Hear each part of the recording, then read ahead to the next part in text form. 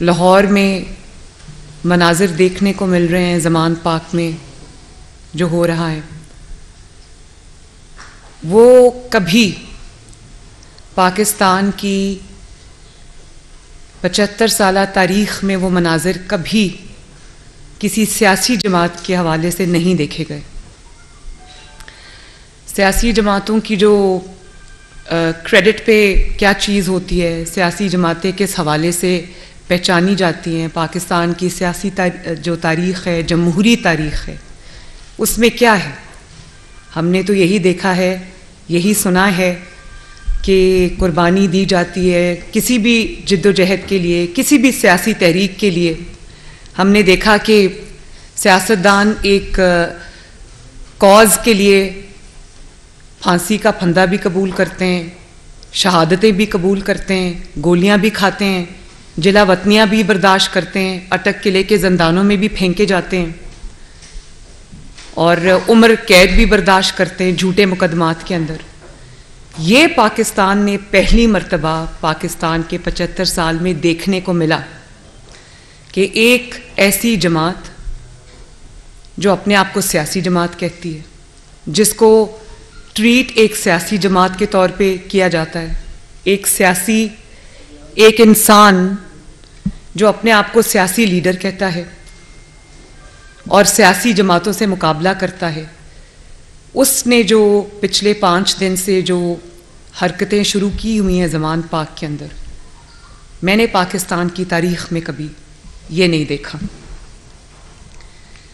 जिस तरह से अपनी जान बचाने के लिए, अपने आप को गिरफ्तारी से रोकने के लिए, कानून के आगे पेश होने से रोकने के लिए जिस तरह से उन्होंने रियासत पे धावा बोला, जिस तरह से उन्होंने पाकिस्तान की सिक्योरिटी फोर्सेस पे, पंजाब की पुलिस पर उन्होंने अटैक किया, रियासत पे अटैक किया, उसके मनाजिर हमने पिछले 5 दिन से हम वो नॉन स्टॉप टीवी स्क्रीन्स के ऊपर देख रहे हैं।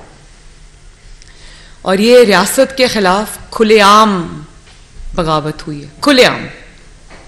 और ये बगावत का ऐलान हुआ है वहाँ से, उसकी जो तफसील है उसमें हम अभी जाते हैं। लेकिन ये आज से नहीं हो रहा, ये मैं आपको आपकी मेमोरीज़ को रिफ़्रेश करना चाहती हूँ। ये 2014 से यही सब कुछ जो है वो हो रहा है।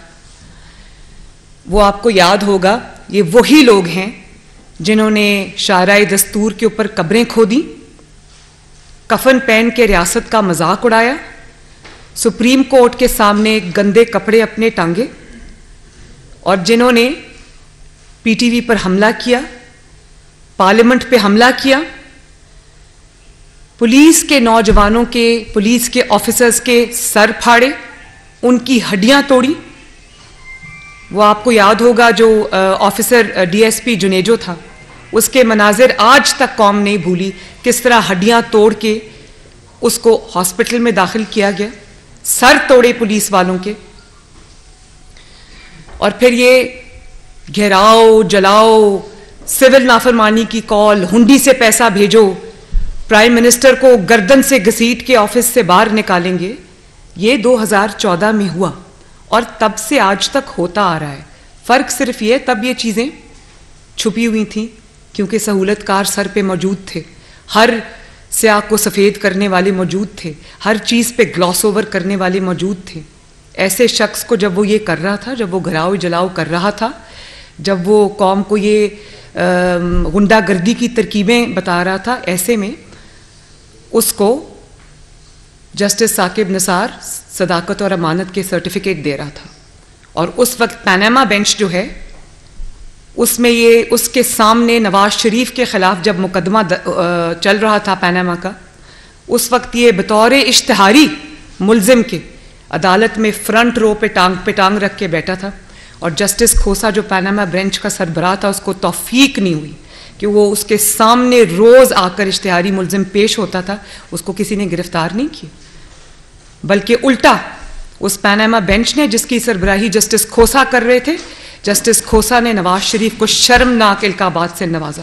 ये शर्मनाक हरकत थी। इतनी हिम्मत तो आप में थी नहीं कि सामने आपके इश्तिहारी मुल्ज़िम बैठा हुआ है, उसको आप पकड़ लें वो आपके सामने कानून का और आपका तमाशा बना रहा था, आप में हिम्मत नहीं थी क्योंकि आप उसके साथ मिले हुए थे। आप ही के कहने पर वो दरख्वास्त अदालत में लेकर आया था पनामा में नवाज शरीफ के खिलाफ। तो कैसे पकड़ना था? गठजोड़ था, सहूलतकारी थी। और ऊपर से आपने नवाज शरीफ को, शर्म आपको नहीं आई? दहशतगर्द आपके सामने बैठा था और जो नवाज शरीफ को आप क्या इल्काबात से नवाज रहे थे? Sicilian mafia, don, godfather. आज मैं जस्टिस खोसा से पूछना चाहती हूँ और पनामा बेंच से पूछना चाहती हूँ, लाहौर में जो आप मनाजिर आज देख रहे हैं ज़मान पार्क में, आज आपको पता चला है कि सिसिलियन माफिया क्या होता है, डॉन क्या होता है? पूरे पाकिस्तान की पुलिस डॉन को पकड़ने की कोशिश कर रही है, अदालतें बुला रही हैं, वो शख्स किसी के हाथ नहीं आ रहा। अब पता चला है डॉन क्या होता है, अब पता चला है गॉडफादर क्या होता है, अच्छे से पता चल गया होगा। जरा आए ना कौम को अब बताएं कि आज आपको पता चला है कि इन टर्म्स का या इन इल्काबात का मतलब क्या है। मुझे ये बताएं, आज ये 2014 से जो हो रहा है, ये आज सामने इसलिए आ रहा है कि आज वो सहूलतकार ज्यादातर घर को जा चुके हैं। अभी भी मैं बार बार कहती हूं कि उनकी बाकियात मौजूद है जो इसको सहूलत फराहम कर रही है।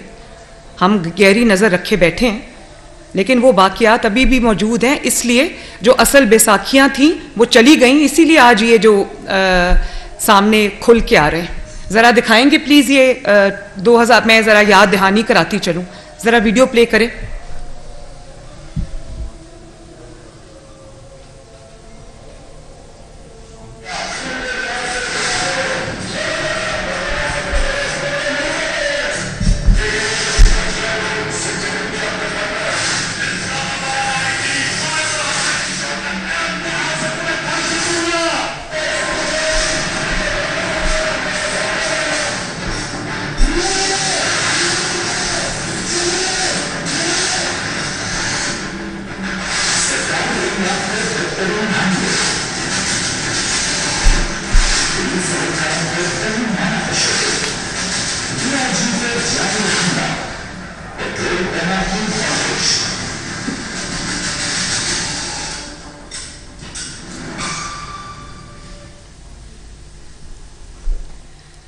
बात यह कि ये वाला जो आपने अभी देखा है 2014 में, ये 2014 में भी हो रहा था, लेकिन उस वक्त जो अंपायर ने उंगली पकड़ाई हुई थी और इसने पकड़ी हुई थी, इसलिए सब के बावजूद उसको सदाकत और अमानत के झूठे सर्टिफिकेट दिए गए।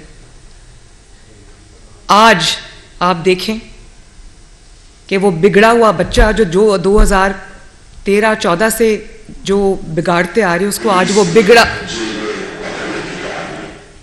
वो बिगड़ा हुआ बच्चा रियासत पे पूरी कुव्वत और शिद्दत से हमलावर है। और एक बात मैं आपको और बता दूं, रियासत अगर किसी को पकड़ना चाहे तो ये 5 मिनट से ज्यादा का काम नहीं होता। रियासत किससे आप जीत नहीं सकते, रियासत के पास पूरी ताकत मौजूद है। फर्क सिर्फ ये है कि रियासत नहीं चाहती कि कोई खून खराबा हो, कोई पुलिस का अफसर या जवान जान से हाथ धो बैठे, या कोई भी सिक्योरिटी फोर्स का जो रुकन है या मेंबर है वो जख्मी हो, या फिर कोई सियासी कारकुन, चाहे उसका ताल्लुक पीटीआई से क्यों ना हो, उसको कोई नुकसान पहुंचने का अंदेशा हो। अगर ये कंसिडरेशंस ना हो, ये कंसर्न्स ना हो, तो इमरान को पकड़ना 5 मिनट से ज्यादा का काम नहीं है, ये मैं आपको बता दूं। और मैं ये सवाल करना चाहती हूं कि रहीम यार खान में कच्चे के इलाका का तो आप सबको पता होगा ना, कच्चे के इलाके में जो हो रहा है और जो ज़मान पाक में हो रहा है उसमें क्या फ़र्क है।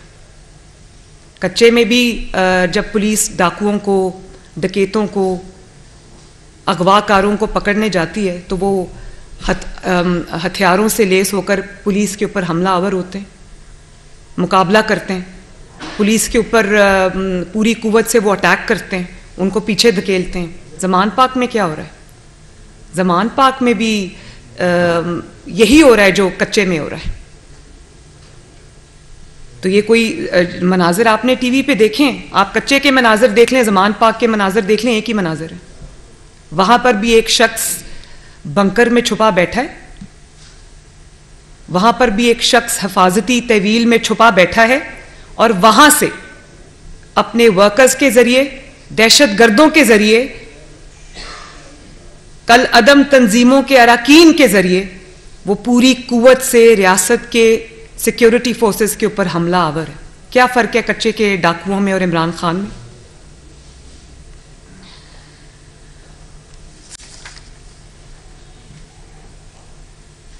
और आप ये देखें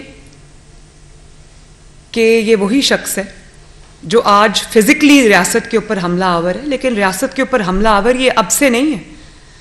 जब 2018 में इसकी हुकूमत आई, इसी तरह का हमला इसने पाकिस्तान की इकॉनमी पे किया, मईशत पे किया, लैंड माइन्स बिछाई, बारूदी सुरंगें बिछाई, जो आज तक जिसका खमियाजा जो है वो पाकिस्तान भुगत रहा है, जिसके असरात पाकिस्तान में आज तक हैं।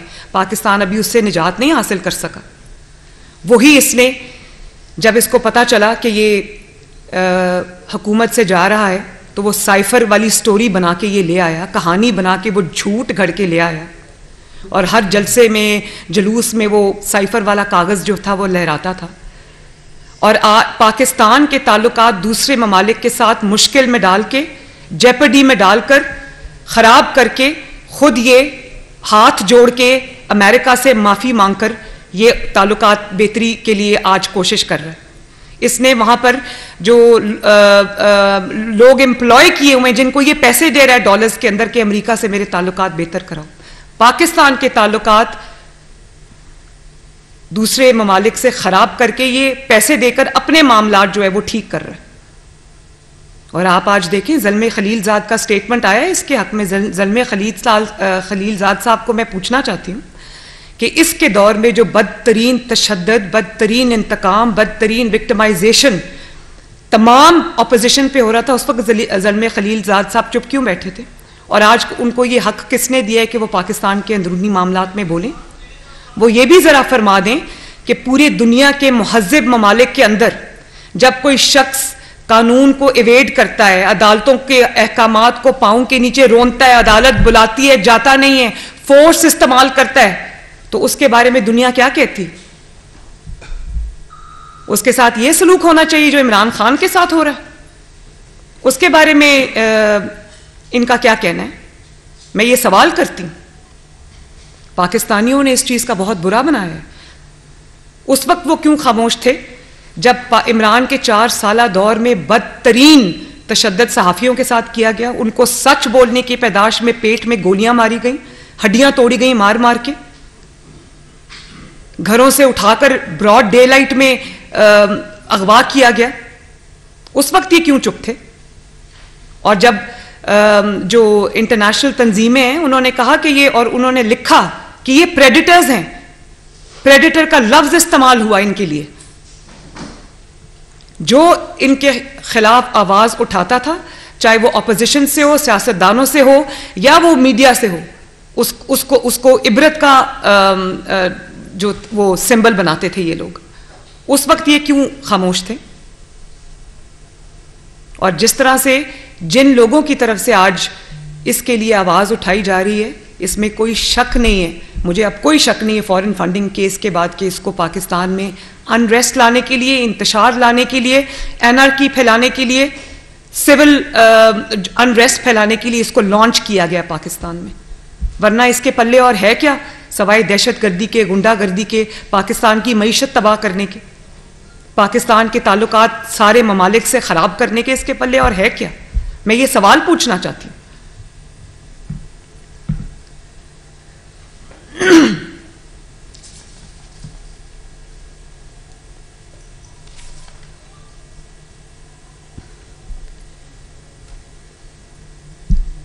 और फिर आप ये देखें कि 3 दिन से इंटरनेशनल मीडिया पे इंटरव्यूज दे रहा है, झूठ बोल रहा है, पाकिस्तान का चेहरा दागदार करके बता रहा है, झूठ बोला। और चंद एक एंकर्स ने इसके झूठ पकड़े भी।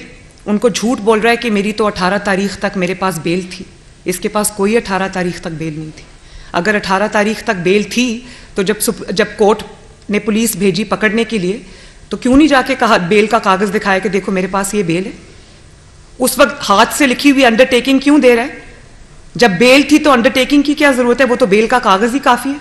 उनको ये झूठ बोल के बता रहा है कि मेरे पास बेल है 18 तारीख तक। पूरी दुनिया के सामने झूठ बोल रहा है। पाकिस्तानी कौम से तो झूठ बोलने की इसकी रिवायत पुरानी है। इंटरनेशनल मीडिया पे एक शख्स इंप्यूनिटी के साथ, बेशर्मी के साथ, डटाई के साथ झूठ बोल रहा है, और वो इंटरनेशनल मीडिया पे इसको पता है कि वो चेक हो जाएगी, इसके पास बेल नहीं है 18 तारीख तक, और फिर कहता है ये मुझे गिरफ्तार करके बलोचिस्तान भेजना चाहते हैं, इसलिए मुझे गिरफ्तार करना चाहते हैं। भाई तुम्हें गिरफ्तार करके बलोचिस्तान नहीं भेजना चाहते, तुम्हें गिरफ्तार करके अदालत में पेश करना चाहते हैं। अदालत क्या करे जब उसके हुक्म पे अमल दरामद के लिए पुलिस इसको पकड़ती है, और क्योंकि अदालत में पेश नहीं होता। हर किसी को कहता था कि भाई अगर चोरी की है तो तलाशी क्यों नहीं देते। आप ये देखो कि पहले इसने डिफर करने के अदालतों के कि मुझे पेश ना होना पड़े क्योंकि केस सारे सच्चे हैं, कोई एक केस भी झूठा नहीं है। बड़ा मुंह खोल के आराम से कह देता है मेरे पे 100 केसेस पूरे बन गए तो एक केस बचाओ तो तुम पे झूठा बना है। मैं बार बार ये बात कहती हूँ, टिरियन वाइट वाला केस झूठा है, फॉरेन फंडिंग वाला केस झूठा है। फॉरेन फंडिंग वाला केस अगर झूठा है तो 7 साल क्यों सांप बन के उस केस पे बैठे रहे, उसको खुलने नहीं दिया और डिलेइंग टैक्टिक्स यूज किए। टिरियन वाइट वाला केस अगर झूठा है तो जाओ अदालत में कह दो वो मेरी बेटी नहीं। तोशा खाना वाला केस अगर झूठा है तो जाओ कह दो मैंने चोरी नहीं की। किसने रोका है? मैं तो अपनी मिसाल दूंगी। मेरे पर जब झूठा इल्जाम लगा तो मैं तो 100 से ज्यादा पेशियों में शरीक हुई और झूठा इल्जाम लगा, झूठी सजा मिली, लेकिन कानून का तमाशा नहीं बनाया। कानून के आगे पेश हुए, फैसला पसंद था नापसंद था, मुनसिफाना था गैर मुनसिफाना था, उस चीज से कतई नजर पाकिस्तान के कानून को पांव की जूती के नीचे नहीं रोता। एक एग्जाम्पल सेट की कि अगर सच्चे हो तो एक दिन आएगा जब आप इंशाअल्लाह ताला बरी होके सामने आओगे। तो ये किसको बेवकूफ बना रहा है? बलोचिस्तान भेजना चाहते हैं, भाई बलोचिस्तान नहीं भेजना चाहते, अदालत भेजना चाहते हैं। और अगर तुम खुद अदालत जाओ तो तुम्हें क्यों कोई गिरफ्तार करे? तुम इतना कानून से भाग रहे हो कि तुम्हें अदालत लेके जाने पर तुम्हें गिरफ्तार करना पड़ता है।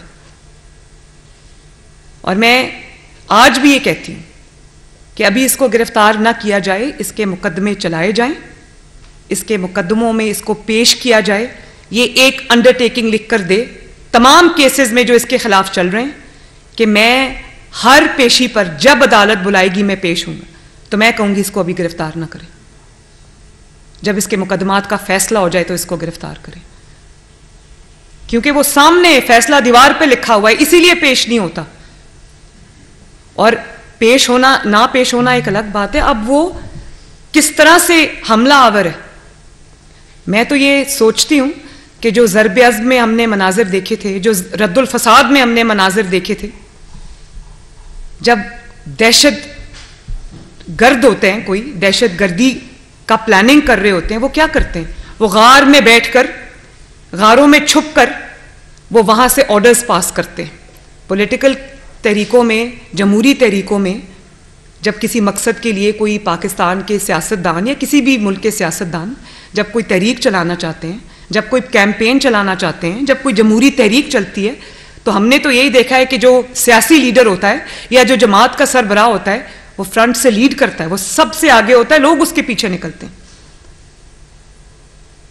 ये हमने तो यही देखा है, ये हमने पहली मर्तबा देखा है। ये तो हमने सियासी दहशतगर्द जमातों के साथ देखा है कि वो गारों से बैठ के ऑर्डर देते हैं। वही हो रहा है ज़मान पाक में। ज़मान पाक के बंकर से बैठकर बयानात दिए जा रहे हैं। ज़मान पाक, ज़मानत पाक की मेरे मुंह पे अब आ जाता है क्योंकि है तो वो ज़मानत पाक की। ज़मान पाक के बंकर से बैठकर लोगों को कहा जा रहा है पेट्रोल बॉम्ब्स फेंको। कहां से आया वो पेट्रोल? कहां से आए वो पेट्रोल बॉम्ब्स? कहां से आया वो जो टेक्नोलॉजी है जिसके थ्रू आपने जो पेट्रोल बॉम्ब्स हैं वो बनाए? सियासी जमातों के हाथों में कभी आपने पेट्रोल बॉम्ब्स देखे? डंडे बरदार लोगों की फोर्स है। और आप ये देखें कि कितनी बड़ी इसने गलत हरकत की है कि पहले जब लॉन्ग मार्च था तो केपी से सिक्योरिटी फोर्सेस को लेकर आया, वहां पर तब इसकी खैबर पख्तूनख्वा में हुकूमत थी, वहाँ से सिक्योरिटी फोर्सेस को लेके आया, वहाँ से जत्थे लेकर आया और इस्लामाबाद पुलिस पर हमलावर हुआ, उनके मुकाबले उनको लाके खड़ा कर दिया। आज क्या कर रहा है? आज भी यही कर रहा है। आज गिलगित बल्तिस्तान में हुकूमत है, ये हुकूमतें बनाता ही इसीलिए कि उनके रिसोर्सेज को इस्तेमाल करे। आज गिलगित बल्तिस्तान के अंदर हुकूमत है, वहाँ से पुलिस लेकर आकर उसको पंजाब पुलिस के मुकाबले में खड़ा कर दी। तो ये एक सूबे को दूसरे सूबे से लड़ाने की घिनौनी साजिश अगर किसी और, अल्लाह ना करे, किसी और सियासतदान ने, किसी और सियासी लीडर ने, किसी और जमात के सरबराह ने की होती, तो क्या रियासत इस तरह बैठ के तमाशा देखती जिस तरह आज रियासत बैठ के तमाशा देख रही? ये सवाल बनता है या नहीं बनता? और फिर आपने कल अदम तंजीमों के लोगों को जमान पाक में रिहाइश पजीर किया हुआ है, उनको रखा हुआ है कि अगर रियासत पे हमले की जरूरत पड़े तो वो ट्रेन दहशतगर्द वहां पर रखे हुए। और कल इनकी कोई टाउट है, जो जर्नलिस्ट है, वो ट्वीट डिलीट कर दी, लेकिन उसने कहा कि ले आओ हेलीकॉप्टर, हमारे पास हेलीकॉप्टर के साथ निपटने का भी पूरा प्लान है। तो हेलीकॉप्टर से निपटने के लिए आपके पास क्या होता है? वो कहां से आए ये सब इनके पास? और आज वो इब्रारुल हक साहब का मैं स्टेटमेंट देख रही थी, वो कहते हैं कि हमारे लोग खुद कुछ हमलावर बन गए। हैरत है। दहशतगर्द तंजीमों को देखा हुआ था कि वो लोगों को ट्रेन किया करती थी कि हथियार ऐसे चलाते हैं, पेट्रोल बॉम्ब ऐसे फेंकते हैं, खुद कुछ हमलावर जैकेट्स पहनाती थी, उनकी ब्रेन वॉशिंग करते थे, उनको लॉन्च करते थे। भाई अपने बच्चे तुम्हारे लंदन में महफूज मकामात पे बैठे हैं, गुलछर्रे उड़ा रहे हैं। अभी वो वीडियो देखी, तीनों बच्चे इसके कोई जगह जा रहे हैं और ऐशो इशरत की ज़िंदगी गुजार रहे हैं, और पाकिस्तानी बच्चों को तुम पेट्रोल बॉम्ब्स हाथ में देकर उनको कहते हो कि रियासत के ऊपर हमला करो, पुलिस के जवानों पे हमला करो, पुलिस के अफसरान पे हमला करो। शर्म नहीं आती तुम्हें ये हरकत करते हुए? और फिर आपने वो ऑडियो सुनी जिसमें यास्मीन राशिद साहिबा ये कह रही हैं कि मैं टिकट नहीं दूंगी।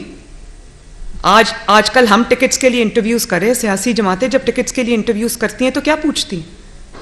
सियासी जमातें जब टिकट्स के लिए इंटरव्यूज़ करती हैं अपने कैंडिडेट्स के, तो उनको ये कहती हैं कि बताओ आपने कितनी खिदमत की, बताओ आप कितना अवेलेबल हुए अपने हलके के लोगों के लिए, आपने वहाँ पानी के लिए, साफ़ पानी के लिए क्या काम किया, सड़कें कितनी बनवाई, कितनी खिदमत की, कितना आप अपने फ़र्ज़ और जिम्मेदारियाँ निभाते रहे, तो आपको टिकट मिलेगा। यहाँ क्या पूछा जा रहा है? यहाँ ये कह रहे हैं कि जत्थे जो लाएगा और रियासत से लड़ाई करेगा उसको टिकट मिलेगी, जो जितने पेट्रोल बॉम्ब्स चलाएगा उसको टिकट मिलेगी, जो जितनी डंडाबरदार फोर्स लेकर आएगा उसको टिकट मिलेगी, जो जितना बड़ा दहशतगर्द होगा उसको टिकट मिलेगी। मैंने तो पाकिस्तान की तारीख में कम से कम ये नहीं देखा। जरा वीडियो चलाएं प्लीज।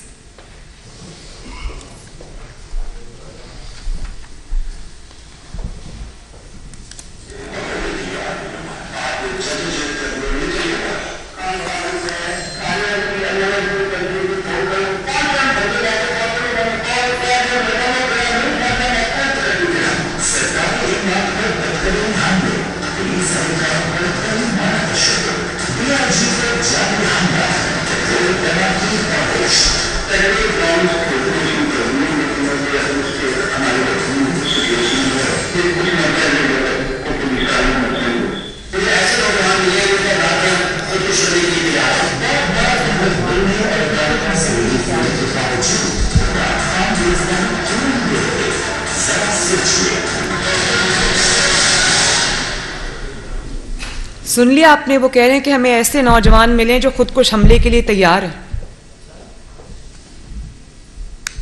तो अब इसमें किसी को कोई शक व शुबे की गुंजाइश रह गई है कि ये एक सियासी जमात नहीं बल्कि एक अस्करी जमात है जो एक नेफेरियस एजेंडा लेकर, पाकिस्तान की तबाही का एजेंडा लेकर, पाकिस्तान के अंदर खाना जंगी का एजेंडा लेकर फॉरेन कुव्वतों के ईमा पर ये लॉन्च हुए हैं कि नहीं चलने देना मुल्क को, कुछ भी हो जाए नहीं चलने देना। अब जमान पाक के इर्द गिर्द जो हो रहा है, क्या वहाँ के रिहायशियों को तकलीफ नहीं हो रही? पुलिस वहाँ पर सड़कें जब ब्लॉक होती हैं, जब इस किस्म के लोग होते हैं, जब इस किस्म की वहाँ पर एक्टिविटीज़ होती हैं, तो कितना आवाम को वहाँ पर तंगी का सामना करना पड़ता है, लोग कितने डिस्टर्बेंस होती है वहाँ पर, लोग बच्चे स्कूल नहीं जा सकते। और रियासत जो है वो बेबस होकर तमाशा देख रही है। एक शख्स ने पूरे कानून को, आइन को, पूरे उसको अपने पाँव की जूती के नीचे रखा हुआ है, और उसको आप ये देख लें, आज भी उसको जो वारंट्स है वो सस्पेंड हो गए। भाई ज़रूर करे सस्पेंड, आपने करने हैं तो, लेकिन मैं क्या पूछती हूँ, क्या यही सहूलत पाकिस्तान की बाकी सियासी जमातों को हासिल, यही सहूलत नवाज शरीफ को हासिल है? मैं ये सवाल पूछती हूँ कि ये तफरीक क्यों है?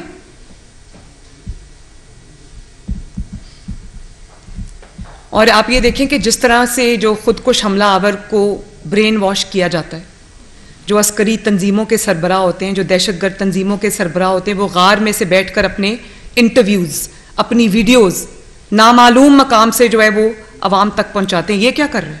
ये भी तो वही कर रहा है। ज़मान पाक के बंकर में कहीं छुपा हुआ है और वहाँ से इंटरव्यूज़ भी दे रहा है। अदालत नहीं जाना, पेश नहीं होना, इंटरव्यूज़ भी करने हैं, सब कुछ करना है। उस वक्त करते हुए ना जान को कोई ख़तरा है, ना किसी और चीज़ का कोई ख़तरा है।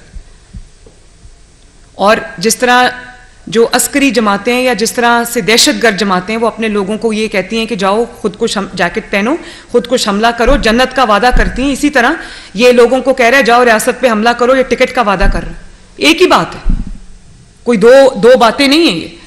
और मासूम शहरियों को इस्तेमाल कर रहे हैं,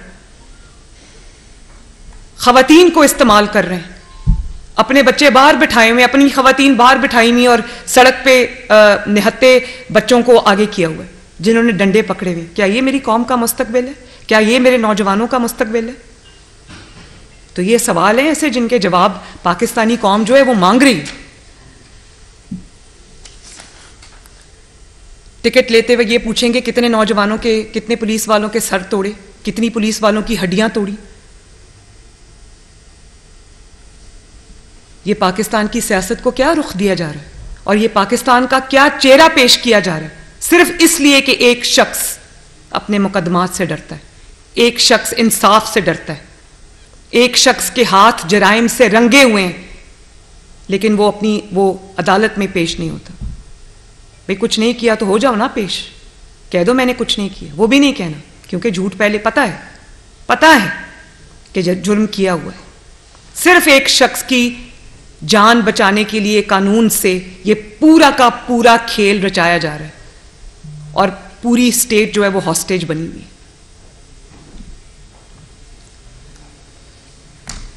तो मैं आज ये जो सवालात कौम के सामने रखे हैं, ये हर जी शऊर पाकिस्तानी के सवालात हैं जिनका जवाब जो है वो कौम मांग रही है। शुक्रिया जी। मैं सबको देंगे। इब्राहिम लकी साहब। कंप्रोमाइज्ड है, पॉलिटिशियन कंप्रोमाइज्ड हैं, एस्टेब्लिशमेंट कंप्रोमाइज्ड है, जुडिशरी कंप्रोमाइज्ड है, तो इस सब में जमहूरियत कैसे फुलेगी? अगर 2018 का अगर रीप्ले हो जाता है, अगर इफ एंड बट की बात है, तो जमहूरियत हमारी कैसे फुलेगी? ये जो मैंने अभी पूरा मुकदमा आपके सामने रखा, जमहूरियत के आगे बढ़ने का एक ही तरीका है कि गैर जमहूरी जो लोग हैं, जो किसी एजेंडा के तहत लॉन्च किए गए हैं, उनका हिसाब किताब हो, उनका पूरा कच्चा छट्टा अवाम के सामने लेकर आएं, और अगर वो अकाउंटेबिलिटी से भागते हैं तो उनको पकड़ के अदालतों में पेश किया जाए। और इसमें मैं अदालतों को भी ये कहूँगी कि आपको इंसाफ करना चाहिए। जब आपके जो अहकामात हैं उनको हवा में उड़ाया जाता है, जब उनका तमाशा बनाया जाता है, जब आपके अहकामात को नहीं मानते, और पाकिस्तान का एक आदमी जो अपने आप को पॉलिटिकल लीडर कहता है, वो अगर आपके अहकामात का मजाक बनाता है, तमाशा बनाता है, उनको जूती के नीचे रोनता है, उनके बारे में झूठ बोलता है सरेआम, आप अगर चुप करके तमाशा देखेंगे तो पाकिस्तान की अदलिया पे सवाल उठेंगे और उठ रहे हैं। ये नहीं होना चाहिए। जिस मुल्क में इंसाफ होगा उस मुल्क में जमहूरियत भी आगे बढ़ेगी। जी ये बताइएगा कि मैडम ये बताइएगा कि दो इश्यूज बड़े अहम चल रहे हैं इस वक्त मुल्क के। एक तो चल रही है महंगाई, लोगों को बहुत ज़्यादा मुश्किलात का सामना है, आपकी विफाकी हुकूमत है। दूसरा एटमी प्रोग्राम की बात हो रही है और एटमी मिसाइल सिस्टम की बात हो रही है। कहा यह जा रहा है कि IMF ये कह रहा है कि इसको रिवर्स किया जाए या स्टेप बैक किया जाए इस मामला के हवाले से। तो यह इस मामला के ऊपर आपकी हुकूमत कुछ देख रही है कि अगर उधर से कुछ शराइत इस तरह की आती हैं तो क्या इकदाम करेगी आपकी हुकूमत? देखिए, मैं आपने महंगाई की बात की, आपने IMF की बात की, मैं फिर वही बात करूंगी। जो शख्स इस महंगाई का जिम्मेदार है जो शख्स IMF के साथ मुआहदे का जिम्मेदार है, जो शख्स IMF के हाथों पाकिस्तान को गिरवी रखने का जिम्मेदार है, उसको पकड़ो और कौम के सामने पेश करो, वो अपने जवाब खुद दे। जहाँ तक आपने जो बात की, ये एक मुहिब्बे वतन हुकूमत है, कोई ऐसा ना फैसला होगा, ना होने देगी, ना कोई ऐसी शर्त मानेगी जिसके ऊपर जिस पे पाकिस्तान की सालमियत पे कोई आंच भी आए। जी कहिएगा कि इमरान खान वो शख्स हैं जो पहले ये कहा करते थे कि मैं किसी सूरत भी चोर डाकू इस तरह के नाम लेके वो कहा करते थे कि मैं इनके साथ नहीं बैठूंगा, लेकिन गुज़श्ता 5-7 दिन के अंदर हमने ये देखा कि 2 से ज़ायद बार इमरान खान बाकायदा तौर के ऊपर ये पेशकश कर चुके हैं कि वो हर किसी के साथ बैठकर बात करने को तैयार हैं। क्या मुस्लिम लीग नून इमरान खान के साथ बैठेगी या PDM की पूरी जमातें इमरान खान के साथ किसी भी चाहे इलेक्शन की तारीख का मामला हो या कोई और दीगर मामलात हो, उनके साथ मिल बैठेंगे? बड़ा अच्छा सवाल आपने किया। और बात यह कि जिस तरह से एक हुकूमत, एक स्टेट, पाकिस्तान के इदारे एक कलदम तंजीम के साथ डील करते हैं, एक दहशतगर्द जमात के साथ डील करते हैं, बिल्कुल उसी तरह इमरान खान के साथ डील करना चाहिए। उसको एक सियासी जमात समझना और सियासी जमात समझ कर डील करना अब इस मुल्क को ख़त्म करना पड़ेगा। और दूसरी बात जो आपने की ना, वो ये बात इसलिए कर रहे हैं कि वो अपने सारे हरबे आजमा चुके हैं, वो लॉन्ग मार्च कर चुके हैं, वो कॉल्स दे चुके हैं। अभी आपने देखा लाहौर में उन्होंने आवाम को कॉल दी, आवाम नहीं निकली, वो ये सब करके देख चुके। जेल भरो तहरीक पाकिस्तान की बल्कि दुनिया की सबसे नाकाम जेल भरो तहरीक थी, दुनिया का सबसे नाकाम लॉन्ग मार्च था, दुनिया की सबसे नाकाम जो है उनकी रैलीज थी। तो अब वो क्या करें? उसके बाद वो हमलावर भी हो गए, लेकिन कब तक वो ये दहशतगर्दी जारी रख सकते हैं ज़मान पाक से? मैंने आज भी बताया कि स्टेट उसको पकड़ना चाहे तो 5 मिनट से ज़्यादा का काम नहीं है। स्टेट की कमज़ोरी या मजबूरी जो है वो नहत्ते अवाम है, उनका खून नहीं चाहता कोई भी। और ये हमारी जिम्मेदारी है कि ऐसे तरीके से वो काम हो किसी को भी नुकसान ना पहुंचे। तो अब सब कुछ क्योंकि फेल हो चुका है, तो आज मैं हुकूमत के साथ बैठने को तैयार हूँ। ये हुकूमत को चाहिए कि बिल्कुल उस तरह उसके साथ डील करे जिस तरह दहशतगर्दों के साथ डील करती है। चिंदी आपके पास है, हुकूमत आपके पास है, तो आप रियासत से सवाल पूछ रहे हैं कि रियासत इतनी बेबस क्यों है। हम आपसे सवाल पूछना चाह रहे हैं कि आप इतने बेबस क्यों हैं, जबकि पता है इतलात मौजूद हैं कि ज़मान पार्क में कलदम तंजीमों की शरपसंद अनासर मौजूद हैं, तो आप इतने बेबस क्यों हैं? कोई कार्रवाई क्यों नहीं कर रही वफाकी हुकूमत? मैंने आपको बताया कि मैं एक तो मेरी जिम्मेदारी पार्टी की है, लेकिन बतौर शहरी मैं ये सवाल रियासत से पूछ सकती हूँ, हुकूमत से पूछ सकती हूँ। मैं हुकूमत का हिस्सा नहीं हूँ, मैं ये सवाल पूछ सकती हूँ। हाउएवर मुझे इस बात का इल्म है कि हुकूमत की जो कमज़ोरी है वो कमज़ोरी नहीं है, वो उसकी कंसर्न है जो उसके अवाम के लिए, कि वहाँ पर किसी की भी जान ना जाए, कोई वहाँ पर कैजुअल्टी ना हो, कोई ऐसी सिचुएशन ना हो जहाँ पर किसी को कोई नुकसान पहुंचने का अंदेशा हो। वरना 5 मिनट से ज़्यादा का काम नहीं है, मैं समझती हूँ इस बात को। जी मरीम साहब, ये बताइएगा कि आपने अभी मुतालबा पिछले दिनों किया है कि जनरल फैज़ का कोर्ट मार्शल किया जाए। जनरल फैज़ के कोर्ट मार्शल पर आप एग्री हैं, और जनरल बाजवा के कोर्ट मार्शल पर आपकी क्या राय है? और दूसरा ये बताएं कि इमरान खान के आप हवाले से बहुत सारी जो पब्लिसिटी के हवाले से सर्वे करवाए गए हैं, उनकी 60 से 70% जो है उनकी पॉपुलैरिटी है इस टाइम, तो आप लोग उसे डिक्टेटर शो करवा रहे हैं, पब्लिक उन्हें डिक्टेटर मानने को तैयार नहीं है, इस पर क्या कहेंगे? 2 सवाल आपने पूछे। जहाँ तक जनरल बाजवा और जनरल फैज़ का सवाल है, मैं इसका जवाब बहुत तफसील से ये दे चुकी हूँ कि उन्होंने जो भी किया है वो पूरी कौम के सामने, अब वो ख़ुद भी उसका एतराफ़ कर चुके हैं, ख़ुद भी एतराफ़ कर चुके हैं और एक दूसरे पे इल्ज़ाम लगा रहे हैं। तो मैं ये अपने इंटरव्यू में कह चुकी हूँ कि जो इदारा है वो उसकी बदनामी का बायस बने हैं, तो इदारे को चाहिए कि वो खुद ऐसे अनासिर और ऐसे लोग जो इदारे की ऊपर बदनामी का बायस बनते हैं, उनके लिए स्टिग्मा होते हैं, उनको सॉर्ट आउट करने की जिम्मेदारी भी इदारे की है और ये उनको करना चाहिए। इससे उनकी जो वक़ार है और उनकी जो इज़्ज़त है उसमें इजाफा होगा। दूसरी बात जो आपने की, मैं ख्याली सर्विस पे तो नहीं जाती, लेकिन अगर सर्विस की इतनी ही पॉपुलैरिटी है तो आप मुझे बताएं कि आज दहशतगर्दी पे क्यों उतरने की ज़रूरत पड़ेगी? कहाँ गए वो लोग जो जेल भरो तहरीक में भी नहीं आए, लॉन्ग मार्च में भी नहीं आए, लाहौर की रैली में भी नहीं आए, किसी कॉल पर भी नहीं आए, और उनको ये थ्रेटन किया जा रहा है कि लोग लेकर आओ वरना आपको टिकट नहीं मिलेगा। तो ये पॉपुलर जमातें होती, कहाँ है पॉपुलैरिटी? वो थ्रेट्स क्यों पेश किए जा रहे हैं कि लोग लाओगे तो हम आपको टिकट देंगे, मतलब देयर बाय मीनिंग के लोग नहीं आ रहे, खाली खुली जो अपनी ही सीटों को जीत जाना, उसमें से भी PMLN कुछ सीटें जीत गई है। तो ये तो इंशाअल्लाह ताला बहुत जल्द इलेक्शन होंगे तो पता चलेगा कि पॉपुलर कौन है, असल पॉपुलर कौन है, लोग सब समझते हैं जी। सर्वेज हम भी करा रहे हैं और बिला वजह हम मैदान में अपनी इलेक्शन की तैयारी के लिए नहीं उतरे हुए, हम साइंटिफिकली अपने इलेक्शन की तैयारी कर रहे हैं, सर्वे हम भी करा रहे हैं और अल्लाह ताला के फजलो करम से सर्वेस के बाद हमें पता चला है कि एक्चुअल पोजीशन क्या है, PMLN जीतेगी इंशाल्लाह। अच्छा मोहतरमा, ये रहनुमाई फरमा दें कि माजी के अंदर ये बात मुशाहिदे में आई है कि शरीफ फैमिली के खिलाफ जब भी कोई नोटिस, कोई वारंट गिरफ्तारी जारी होते थे तो वो जाती उम्रा की सिक्योरिटी भी वसूल नहीं करती थी, वो वहाँ पे चश्मा कर दिया जाते थे। और आज ये क्या ज़रूरत पड़ गई कि पूरी पंजाब पुलिस जो है और रेंजर जो एक साबिक वज़ीर आज़म के घर के ऊपर पहुँच गई एक वारंट गिरफ्तारी लेके। आप इतने समझदार शख्स हैं, ये क्या सवाल किया आपने। आप देखें कि अगर नोटिस कभी वसूल नहीं किया तो वो 200 पेशियाँ नोटिस वसूल किए बगैर ही हो गई।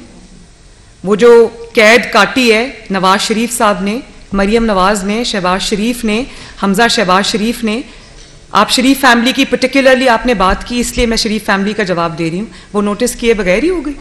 और ये जो आप कह रहे हैं कि रेंजर्स आ गए, पुलिस आ गई, ये इसलिए आ गए कि वहां पर एक शख्स को घसीट के कहा जा रहा है अदालत चलो, वो अदालत नहीं जा रहा।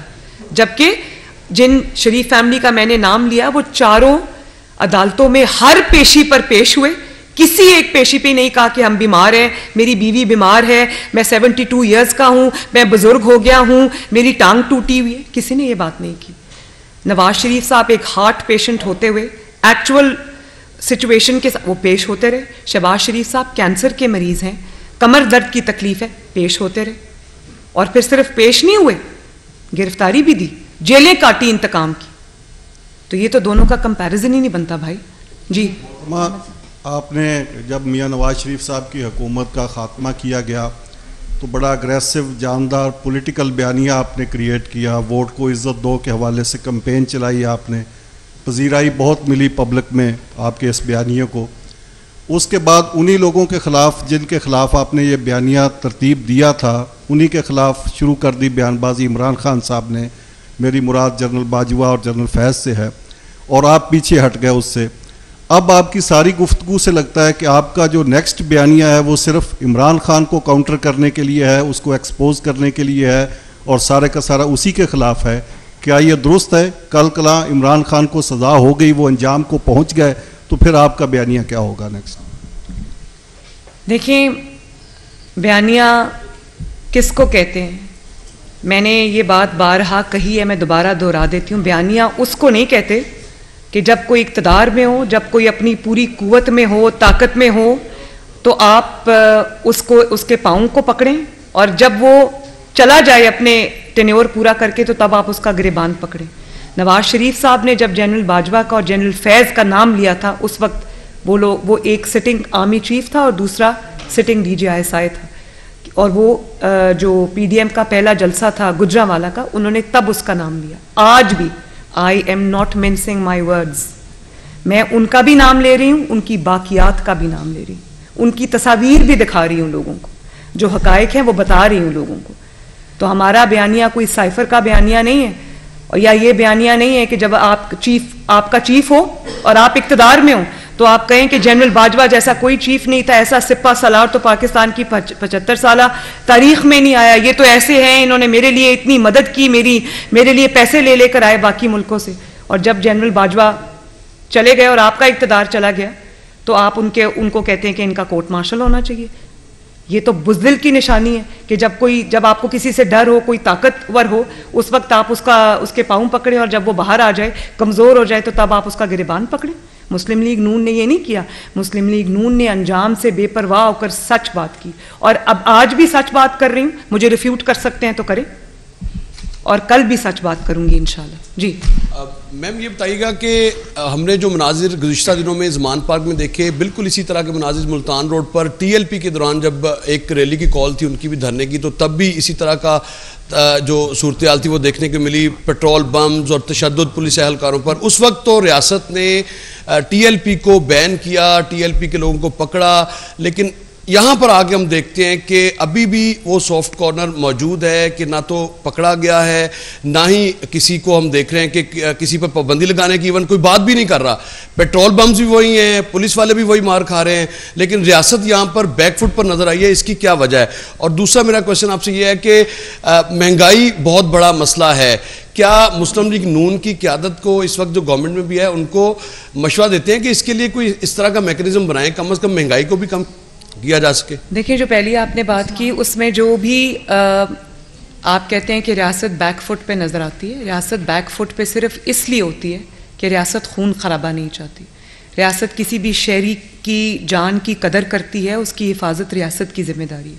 अगर इमरान को एहसास नहीं है, अगर वो माओं के बेटों को इस्तेमाल कर रहे हैं, उनकी शहादतों को इस्तेमाल कर रहे हैं, उनको उनके बच्चों को इस्तेमाल कर रहे हैं और ख़वातीन को इस्तेमाल कर रहा है, जत्थे लाकर हमला आवर है, तो रियासत को तो सबका ख्याल करना है ना। हाँ, ये ज़रूर है कि अब रियासत को इदारों के साथ सर जोड़ के बैठना होगा और इसके ऊपर से सियासी जमात का लेबल जो है वो हटाना होगा। इसको एक कलअदम जमात के तौर पे डील किया जाना चाहिए, इसको एक अस्करी सियासी जमात के तौर पे डील किया जाना चाहिए और इसको एक दहशतगर्द जमात के तौर पे डील किया जाना चाहिए। और अगर ये नहीं होता तो मुझे ये बहुत बड़ा सवाल जो है वो इस हुकूमत पे खड़ा होगा। दूसरी बात आपने क्या की, महंगाई की। मुझे हुकूमत को मशवरा देने की ज़रूरत नहीं है, क्योंकि मैं ये जानती हूँ कि शहबाज शरीफ साहब हों या इसहाक डार साहब हों, वो दिन रात उनका पहला कंसर्न ही यही है और उनके एजेंडा पे सबसे नंबर 1 आइटम होता है कि महंगाई को किस तरह कंट्रोल किया जाए, IMF के साथ किस तरह से डील किया जाए इस तरीके से कि आवाम पे ज़्यादा बोझ भी मज़ीद ना पड़े।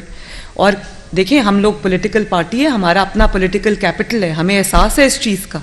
उस आवाम के जो ऊपर जो मुश्किलात आई हुई हैं उसके साथ साथ हमें अब इलेक्शन में भी जाना है, तो हमें एहसास है इस चीज़ का। मुझे इल्म है इस चीज़ का कि शहबाज शरीफ साहब 6 बजे उठकर जो है वो अपना काम शुरू करते हैं, रात को 12 बजे तक वो काम करते हैं और ये उनके पहले एजेंडा के ऊपर पहले नंबर पे है चीज़। जी मैडम, कल इमरान खान साहब ने मीडिया टॉक की और उन्होंने कहा कि मौजूदा जो चीफ ऑफ आर्मी स्टाफ है, उन्होंने नाम तो नहीं लिया, मगर उन्होंने कहा कि हाजी साहब मतलब जो भी ऑपरेशन हो रहा है इसके पीछे वो हैं। और दूसरी बात ये कि जो इत्तला। एक सेकंड उमर, पहले इसका मैं जवाब दे, उस्मान सॉरी, इसका मैं जवाब दे दूं। ये एक बड़ा अच्छा क्वेश्चन है। क्या उनको चीफ ऑफ आर्मी स्टाफ ने कहा था कि अदालत में पेश ना हो? क्या चीफ ऑफ आर्मी स्टाफ ने कहा था कि घर के बंकर में छुप के बैठ जाएं और जब अदालत बुलाए तो कह दें मेरी टांग टूटी हुई? क्या चीफ ऑफ आर्मी स्टाफ ने उनको कहा था कि पिछले 5 महीने से टांग पे प्लास्टर चढ़ा के बैठ जाएं? क्या उन्होंने चीफ ऑफ आर्मी स्टाफ ने उनको कहा था कि आप जो है वो अदालत जब बुलाए तो कह दे मेरी जान को खतरा है? भाई, ये बात कोई पॉलिटिकल विक्टिमाइजेशन नहीं है, 1 पॉइंट एजेंडा। अदालत बुला रही है, पेश हो जाओ, तुम्हें कोई गिरफ्तार नहीं करेगा। तो क्या ये बुज़दली का जो आइडिया था ये उनको चीफ ऑफ आर्मी स्टाफ ने दिया था? बात यह है कि जब आपके पास अपना जवाब नहीं है, जब आपके अपने जराइम से हाथ रंगे हुए हैं, जब आपका कसूर अपना है, तो उसके लिए आप जितने मर्जी स्केपगोट्स ढूंढ लें, उसका कोई फर्क नहीं पड़ता। जी, जो इतलात हैं जो बताई भी गई हसास इदारों की जानिब से कि वहाँ पर दहशतगर्द आए हुए हैं जिनका ताल्लुक जमरूद से कोई इलाका बताया जा रहा है, उनका नाम बिस्मिल्लाह भी बताया जा रहा है कि वो 300 लोग लेकर वहाँ पहुँचे हैं। पूरी रियासत ने हमने देखा कि यहाँ पर कानून नाफिज करने वाले इदारों ने शहादतें दी दहशतगर्दी के खिलाफ ऑपरेशन में। क्या रियासत को अपना एक्शन खुद नहीं लेना चाहिए कि हमारी फोर्सेस इतनी स्ट्रांग हैं कि उनको पता है कि किस तरह ऑपरेशन करना है? इसमें वीकनेस नज़र आई है। बेशक वो ऑपरेशन, ये बात ठीक है, ये बिल्कुल ठीक है कि वहाँ दहशतगर्द छुपे हुए हैं। मैंने तो तस्वीर भी देखी उन दहशतगर्दों की जो ज़मान पाक में इस वक्त पनाह लिए हुए हैं। लेकिन देखें, रियासत की फिर मजबूरी, वहाँ सिर्फ दहशतगर्द और जत्थे वाले लोग नहीं, वहाँ पर कुछ मासूम पॉलिटिकल वर्कर्स भी हैं जिनको गुमराह करके लाया गया है वहाँ पर, वो भी वहाँ पे ट्रैप्ड है। तो उनकी हिफाजत की जिम्मेदारी हमारी है और हम नहीं चाहते कि चाहे वो पॉलिटिकल पार्टी का कारकुन, PTI का कारकुन हो, उसको कोई गुजंद पहुँचे। वो मासूम लोग हैं, वो इस्तेमाल हो रहे हैं। एक चोर की चोरी बचाने के लिए, उसकी बुज़दली पर पर्दा डालने के लिए वो लोग इस्तेमाल हो रहे हैं। और शर्म आनी चाहिए ऐसे सियासी लीडर को जो अपने आप को सियासी लीडर कहता है कि उसने मार खाने के लिए लोगों के बच्चों को, माओं के बेटों को और ख़वातीन को, घर की ख़वातीन को आगे किया हुआ है, खुद वो छुप के बैठा है। इतनी नामोशी की बात है कि मैंने तो पहले कहा था कि अगर मेरा लीडर ऐसा हो या मेरा वालिद ऐसा हो, मैं तो शर्म के मारे किसी को मुंह भी ना दिखा सकूं। ये एक नई रिवायत हमने सियासत में देखी है और कितनी ये शर्म की बात है। पॉलिटिकल लीडर्स तो सामने से लीड करते, घरों में छुप के तो नहीं बैठते। लोगों को कहा गिरफ्तारी करो, जेल भरो, खुद बेलें भरते रहे अपनी। तो लोगों के बच्चों, माओं के बच्चे फालतू आए हुए हैं, माओं की गोदें जो उजड़ी, वो जो जिले शाह है उसकी माँ से पूछो ना आज, और पूछो कि तुम्हारा बेटा क्यों शहीद हुआ है। वो एक चोर की चोरी बचाने के लिए लोगों के बच्चों को इस्तेमाल कर रहे, फिर उनकी मौत को भी इस्तेमाल करते, उनकी शहादत को भी इस्तेमाल करते। शर्म आनी चाहिए। जी आपकी तमाम स्पीचेस जो हम सुनते हैं वो इमरान खान से लेके शुरू होती है और उसी पे ख़त्म होती है। इमरान खान को सुनते हैं तो उनकी जो जितनी स्पीचेस होती है वो हुकूमत के अगेंस्ट होती है, PMLN के अगेंस्ट होती है। तो ये तासुर नहीं दिया जा रहा कि ये दो पॉलिटिकल पार्टीज़ की ईगोज़ की वजह से आवाम जो है वो पिस रही है। बेटा मेरी कोई ईगो नहीं है, और मैं आपको ये बहुत बार ये कह चुकी हूँ कि अगर मेरे बस में होता तो मैं कभी इमरान का नाम भी ना लेती। ये इतना, मैं क्या कहूँ कि ये इतना इस किस्म का इंसान है कि मुझे इसके ख़िलाफ़ बात करते वक्त अपने लेवल से नीचे आना पड़ता है। लेकिन जब पाकिस्तान की जो हर बीमारी है उसकी जड़ इमरान खान है। पाकिस्तान को कोई आज एक्सटर्नल थ्रेट नहीं है, पाकिस्तान को इंटरनल थ्रेट है, पाकिस्तान को इंस्टेबिलिटी का थ्रेट है। इंस्टेबिलिटी ब्रीडिंग ग्राउंड होती है हर उस प्रॉब्लम के लिए जो आज पाकिस्तान फेस कर रहा है। तो उस प्रॉब्लम के सारे ताने बाने जब इमरान से मिलते हो, मईशत की तबाही का वो जिम्मेदार है, IMF की डील का वो जिम्मेदार है, लाकानूनियत का वो जिम्मेदार है, तोशा खाना चोरी का वो जिम्मेदार है, फॉरेन फंडिंग पाकिस्तान में लाकर गैर कानूनी तौर पे उसको पाकिस्तान की डिस्टेबलाइजेशन के लिए खर्च करने का वो जिम्मेदार है। आज जो ये सिचुएशन है, जो एक एनाकीसी है, सिविल अनरेस्ट है, उसका जिम्मेदार कौन है? जिम्मेदार एक ही है, उसी का नाम लेना पड़ता है। लेकिन आई एग्री विद यू, मुझे तकलीफ होती है जब मुझे उसका नाम लेना पड़ता है।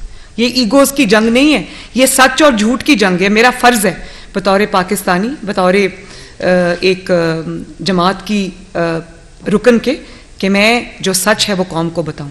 जी जी मरीम नवाज साहिबा, ये फरमाइएगा कि PTI के जिन लोगों ने पंजाब असम्बली में फ्लोर क्रॉसिंग की और मुस्लिम लीग नून को सपोर्ट किया, मुस्लिम लीग नून अब आम इंतखाबात में उनको टिकट्स देगी? क्योंकि माजी में ज़िमनी इंतखाबात में मुस्लिम लीग नून ये तजर्बा कर चुकी है कि उन्हीं लोगों को टिकट्स दे के वो हार चुके हैं। क्या दोबारा ये तहरीर दोबारा दोहराया जाएगा? दूसरा ये फरमाइएगा कि इतलात हैं कि नवाज शरीफ साहब पाकिस्तान नहीं आ रहे। अगर पाकिस्तान नवाज शरीफ साहब नहीं आते तो मुस्लिम लीग नून उनके बगैर इलेक्शन में जाएगी और अपना मतलूबा रिजल्ट हासिल कर सकेगी? आपकी जो दूसरे सवाल का जवाब मैं पहले दे दूँ, आपकी इतला दुरुस्त नहीं है। नवाज शरीफ साहब बहुत जल्द पाकिस्तान आएंगे और अपनी इलेक्शन कैंपेन को वो इंशाअल्लाह ताला लीड करेंगे। जो पहला सवाल आपने किया वो ये है कि देखें, बात यह है कि काइंडली क्रॉस टॉक ना करें। बात यह है कि मुस्लिम लीग नून और मैं, क्योंकि मैं अब जो कैंडिडेट्स हैं उनकी शॉर्ट लिस्टिंग भी कर रही हूँ, मैं पूरे पंजाब का दौरा करके आई हूँ, सब डिविजन्स का दौरा करके आई हूँ, सवाई DG खान डिवीज़न के। तो मैंने बहुत मेहनत की है इसके ऊपर। मेजॉरिटी बल्कि 95% हमारे कैंडिडेट सिर्फ वो हैं जो मुस्लिम लीग नून में कई दहाइयों से मौजूद हैं या ख़ानदानी तौर पे मुस्लिम लीग नून हैं, जिन्होंने अपना खून पसीना मुस्लिम लीग नून को दिया है। मेरी तरजीह तो वो है। लेकिन जो सीट पे हर सीट वाइज जो जब फैसले होंगे तो उसमें सिर्फ और सिर्फ मेरिट को सामने रखा जाएगा। Thank you. एक मिनट जी, एक मिनट, आप सवाल करें माइक जी। ये बताइएगा कि आपने कहा कि इमरान खान ने, यानी उन्होंने, एक शख्स ने जो है वो कानून को पाँव के नीचे रखा हुआ है और रियासत तमाशा देखती रही, यानी कि आप इसमें जो रियासत से शिकवा कर रही हैं, ये रियासत से मुराद क्या है? इस्टेब्लिशमेंट है? और अगर इस्टेब्लिशमेंट है तो क्या आप इस शिकवे के तहत उनको इन्वॉल्वमेंट की दावत नहीं दे रही? और दूसरा ये कि अगर इस लॉजिक को मान लिया जाए कि PTI, आपने सारी रियासत को कैसे सिर्फ इस्टेब्लिशमेंट का कह दिया? जब मैं रियासत की बात करती हूँ तो मैं हुकूमतों की बात करती हूँ, साथ मैं अदलिया की भी बात करती हूँ, मैं सब की बात करती हूँ जो स्टेक होल्डर्स है, डिसीजन मेकर्स हैं। उसमें हमारी गवर्नमेंट जो है वो सबसे बड़ी स्टेक होल्डर है। दूसरा ये कि तो रियासत सब का नाम है जी। दूसरा ये कि अगर अच्छा आपका उनका सवाल रह गया, सॉरी। एक मिनट जी। दूसरा मेरा यह है कि अगर इस लॉजिक को तस्लीम कर लिया जाए कि जी पीटीआई अपनी ही जीती हुई सीटों पर जीती है ज़िमनी इंतखाबात में, अगर इस दलील को मान लिया जाए तो वो 2018 में 100 से ज़ायद सीटों पर जीती थी, तो आइंदा इलेक्शन में अगर अपनी ही सीटों पर वो दोबारा जीत जाती है तो अक्सरियत में तो फिर पीटीआई आ जाती है। तो इस दलील को हम इसी तरह मान लें। बात यह है कि 2018 में उनको जिताया गया था, वो जीते नहीं थे, और बहुत सारी सीट्स ऐसी हैं जहां पर जोड़ तोड़ हुई पूरी आपके सामने, पूरी दुनिया के सामने। मुस्लिम लीग नून के, आपको याद है वो जो कह रहे थे महकमा ज़राअत और थप्पड़ का निशान भी दिखा रहे थे, वो हमारे कैंडिडेट थे, उनको कहा गया कि टिकट वापस कर दो, उन्होंने कहा कि नहीं। उनको कहा इंडिपेंडेंट खड़े हो जाओ, उन्होंने कहा नहीं। उनको उनके इनकार पे उनको मारा गया और वो बेचारे डर गए, तो उन्होंने नाम लेने की बजाय, जनरल फैज़ का नाम लेने की बजाय उन्होंने कहा महकमा ज़राअत से लोग आए थे, उन्होंने मुझे ये कहा। तो तब से उनका नाम जनरल फैज़ का दूसरा नाम महकमा ज़राअत भी पड़ गया था। और फिर आप ये देखें कि उस वक्त जो जमात को लीड कर रहे थे नवाज शरीफ साहब, उनको इलेक्शन से चंद दिन पहले जेल में फेंक दिया गया। उनकी पूरी जमात के, और जो ये जो चीफ जस्टिस साहब हैं साकिब निसार साहब, जिनको आज बहुत तकलीफ होती है, उन्होंने पीटीआई के लोगों की, शेख रशीद साहब की कैंपेन चलाई, हनीफ अब्बासी साहब को आखिरी दिन उठाकर मैदान से बाहर किया। सब विनिंग कैंडिडेट्स थे, जिसको जेल हुई, जो नाअहल हुआ, जिससे पार्टी टिकट ली गई, वो सब पीएमएलएन के विनिंग कैंडिडेट्स थे। एक एक विनिंग कैंडिडेट को उठा के सॉर्ट आउट किया गया। तो आज वो माशाल्लाह वापस आ गए हैं। ये देखें तलाल चौधरी आपके सामने बैठे, इनको डिस्क्वालीफाई किया, विनिंग कैंडिडेट। तो आज इंशाल्लाह जब लेवल प्लेइंग फील्ड होगी तो आप देखेंगे मुस्लिम लीग नून जीतेगी इंशाल्लाह। हमारे आईन और कानून में ये बात वाज़ेह है कि कोई भी अस्करियत पसंद जमात या दहशतगर्द जमात इलेक्शंस में हिस्सा नहीं ले सकती, पार्लिमानी जमहूरियत का हिस्सा नहीं बन सकती। बतौर चीफ ऑर्गेनाइज़र मुस्लिम लीग नून या सीनियर वाइस प्रेसिडेंट, क्या आप पाकिस्तान तहरीक इंसाफ को अस्करी या कलादम तंजीम करार दिलवाने के लिए इलेक्शन कमीशन या मुतलका फोरम पे रजू करेंगी, या सिर्फ ये एक सियासी बयानी होगा आपका? नहीं, मेरा सियासी बयानिया नहीं है। दूसरा सवाल बाद में, मेरा बिल्कुल सियासी बयानिया नहीं है। कौम के सामने हकाइक हैं और मैं समझती हूँ कि किसी को सिर्फ इसलिए एस्केप नहीं देना चाहिए कि किसी ने सियासी होने का लिबादा उड़ा हुआ है। इनके निकाब इनके मुंह से खींचने चाहिए, इनके भयानक चेहरे अवाम को नजर आने चाहिए।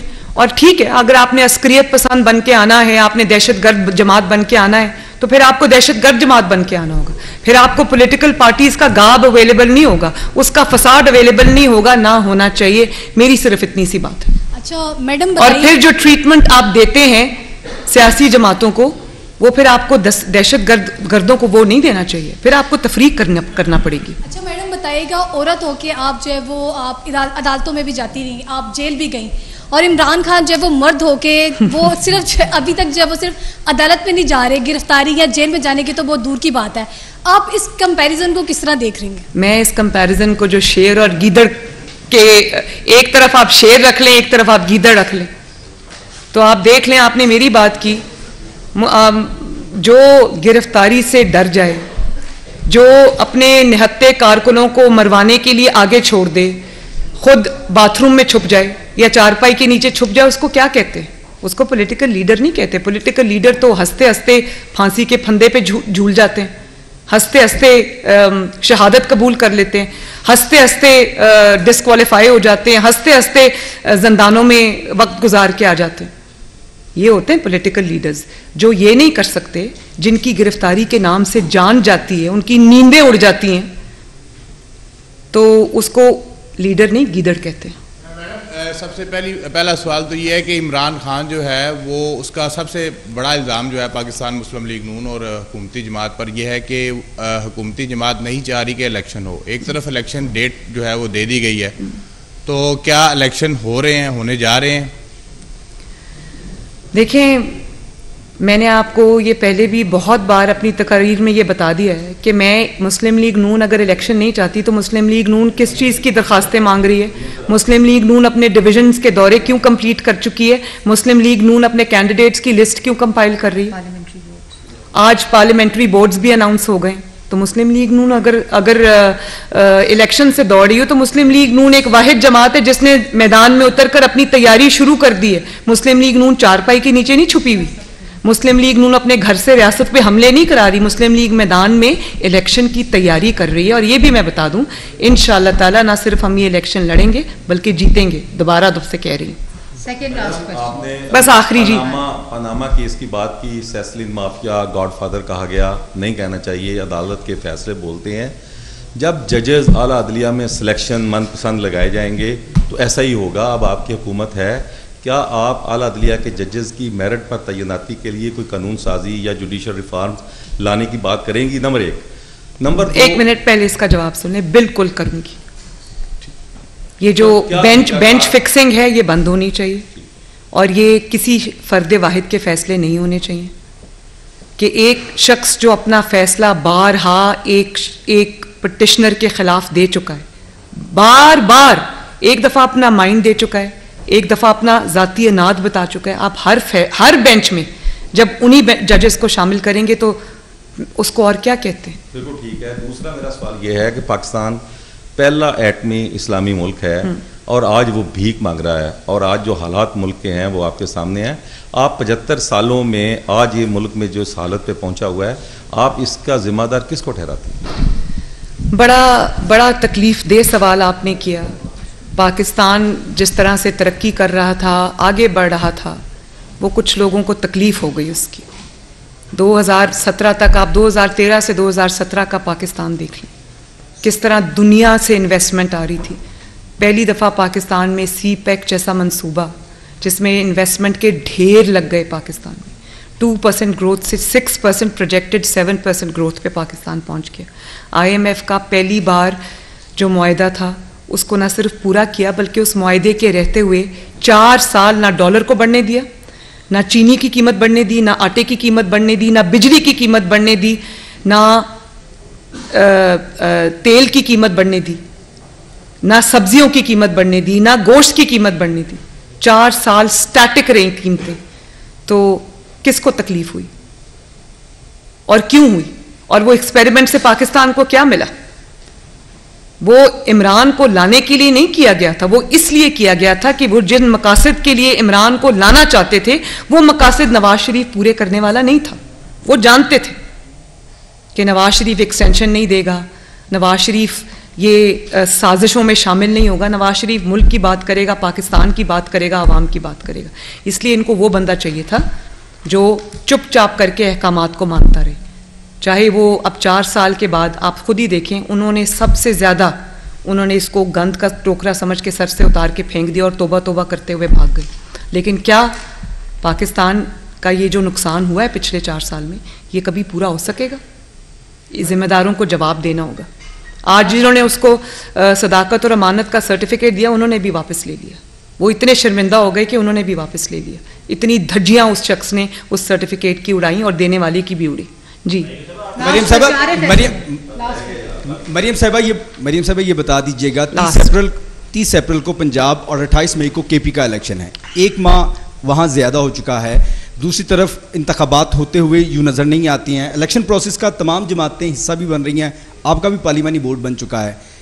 इस सूरत हाल के अंदर जब सिक्योरिटी फराहम करने के हवाले से कह रहे हैं कि सिक्योरिटी फराहम नहीं की जा सकती, वसाइल इतने नहीं हैं इलेक्शन होने के लिए, तो क्या आपको तारीख पर इलेक्शन नज़र आते हैं? और दूसरा सवाल ये है, पहले सवाल का जवाब सुन लें। बात यह है कि वसाइल अगर हों भी पाकिस्तान की हुकूमत के पास, तो पाकिस्तान की हुकूमत के वसाइल इसलिए नहीं है कि एक शख्स हर सीट से खड़ा हो जाए। पाकिस्तान की हुकूमत के एक एक सीट के ऊपर पैसा खर्च होता है, टैक्स पेयर का पैसा है, बच्चों का खेल नहीं है। फिर वो उनसे इलेक्शन जीत जाए, फिर उनसे इस्तीफ़ा दे दे, फिर असेंबली तोड़ दे, और उसके बाद बार बार क्या यही तमाशा होता रहेगा? भाई एक हाथ बंदर है, उसके हाथ में माचिस है, वो पूरे जंगल में आग लगाने पे तुला हुआ है, तो उसके कहने पे तो रियासत नहीं चल सकती ना। फिर ये भी देखना पड़ेगा कि आज भी इंतखाबात हो, महीने बाद हो, 30 अप्रैल को, अल्लाह के फजलो करम से हम तैयार हैं, अपनी तैयारी पूरी कर रहे हैं। लेकिन क्या ये प्रेसिडेंट सेट होगा कि एक ज़हनी तौर पर कमज़ोर इंसान, जो ज़हनी तौर पर स्टेबल नहीं है, जो ज़हनी तौर पे एक माजूर इंसान है, अद्वियात के ज़ेरे असर है, उस शख्स के कहने पर आज पंजाब की असेंबली का इलेक्शन भी हो जाएगा, KPK की असेंबली का इलेक्शन भी हो जाएगा, उसके 6 महीने बाद या 4 महीने बाद नेशनल असेंबली के इलेक्शंस होंगे। तो क्या हर 5 साल बाद यही हुआ करेगा कि पहले पंजाब असेंबली का होगा इलेक्शन, उसके महीने बाद KPK असेंबली का इलेक्शन होगा, उसके बाद जो है वो कौमी असेंबली के इलेक्शन होंगे? ये कोई तमाशा है? ये 22 करोड़ आवाम का जीता जागता मुल्क है। यहाँ पे एक मंशियात ज़दा शख्स के फैसलों पर फैसले नहीं किए जा सकते। अच्छा, ये बता दें, डिजिटल सेंसस इस वक्त जारी हैं, अगर 2 असम्बलियों में इंतखाबात होती हैं और 2 असम्बलियों में बाद में और वफाक में होते हैं, तो क्या हम तफरीक नहीं करेंगे? क्या हम इस मरदमशुमारी पर और बाद में होने वाले इलेक्शन को आपस में कॉन्फ्लिक्ट कर देंगे? देखिए, ये आपने बड़ा टेक्निकल सवाल किया है, मेरे पास भी ये मेरा कंसर्न भी है। ये नहीं हो सकता कि कुछ के पिछले सेंसस पे हो, कुछ के अगले सेंसस पे हो या मौजूदा सेंसस पे हो। यही जो टेक्निकल चीज़ें हैं वो उनका फैसला करना पड़ेगा, और ये मेरा ख्याल है कि जो कंसर्न इदारे हैं वो सब ये चीज़ें ज़रूर कंसिडर कर रहे होंगे। बहरहाल मैं रिपीट करना चाहती हूँ, इलेक्शन अप्रैल में हो, मई में हो, जून में हो या अक्टूबर नवंबर में हो, इंशाअल्लाह ताला PMLN पूरा मुकाबला करने के लिए तैयार है। बहुत बहुत शुक्रिया।